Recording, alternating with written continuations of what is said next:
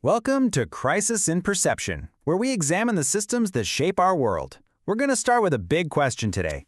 What if the strongest chains are the ones we can't actually see? We're about to explore a powerful idea about how society is really controlled, not by force, but by shaping what we all believe is normal. So, let me ask you something.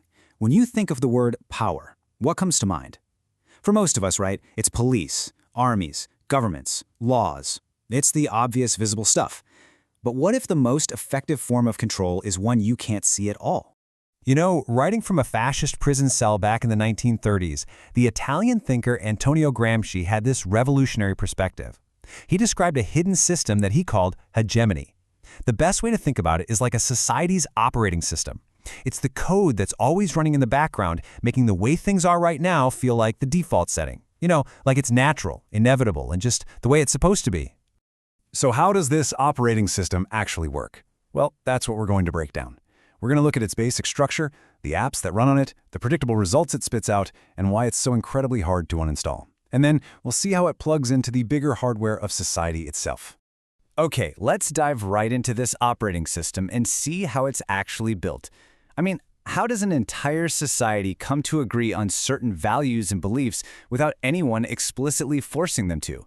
To really get our heads around this, we're going to follow a clear path. First, we'll define this system itself. Then, we'll check out the incentives that keep it humming along, the results it creates, why it's so darn persistent, and finally, how it all connects back to the wider economy. And here is the crucial point. Gramsci argues that hegemony isn't about brute force. It's about how institutions in what he called civil society, so think about things like schools, churches, the media, how they actively organize our agreement, our consent to the way things are. So what are the default programs that keep this whole OS running so smoothly? What are the incentives that kind of push different parts of society to just go along with the dominant worldview? Well, Gramsci pinpointed several key drivers. He noticed how intellectuals often align with the dominant group, how big institutions value stability above almost everything else, and how powerful systems like religion and education are basically designed to pass down a very specific set of values.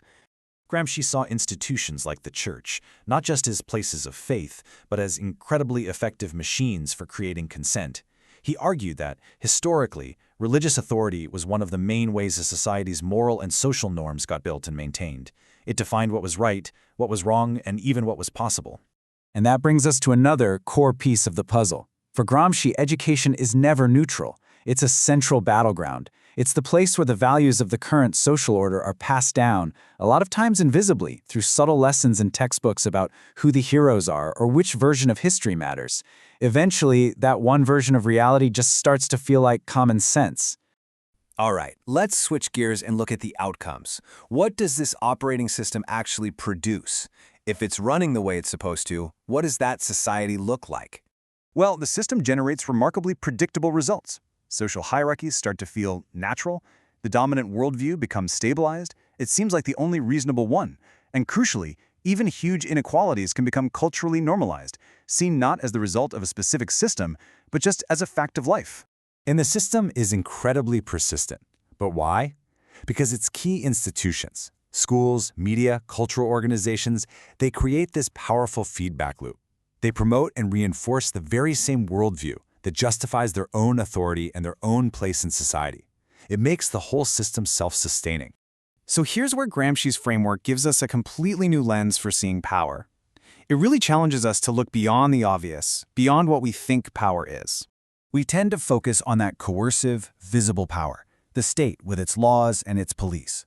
But Gramsci urges us to see this second, much more subtle dimension, the organized power of consent, which works through culture. This is the power that shapes what we want and what we believe, so that we willingly adopt the values of the dominant group. And this is the core insight. The real crisis in how we perceive our world happens when we fail to see this second face of power. When we only recognize power as force, we miss the huge, invisible architecture of consent that's shaping our reality long before any law is ever written or any police officer shows up. Okay, finally, let's connect this operating system to the larger hardware that it's running on. What's the ultimate point of all this? What's the purpose of hegemony? Gramsci wasn't just talking about culture for culture's sake. He argued that this entire system of winning our consent, this whole operating system of hegemony, its function is to maintain and legitimize the fundamental structures of its time, industrial capitalism and the modern nation-state. He makes the connection totally explicit. Moral and political leadership isn't some separate thing from the economy, it's deeply rooted in it. The whole point is to make the existing economic system feel not just legitimate, but completely natural, and by doing that, secure the position of the dominant group. And that leaves us with a final structural thought. If our social world really does run on an operating system of deeply embedded norms and values, well then, changing society isn't just about winning an election or passing a new law. It means building an entirely new common sense. And understanding the system is the first absolutely necessary step to even imagining how it could ever be different. Crisis in Perception examines how systems shape belief and how better tools help us see clearly. This project is free and publicly accessible. If you'd like to support the time, tools, and research behind Crisis in Perception, you can become a supporter on Patreon. For a longer, audio-based analysis of this topic, see the deep dive linked in the description. If you enjoy this kind of systems-level analysis, please like, subscribe, and comment with books or topics you'd like us to explore next.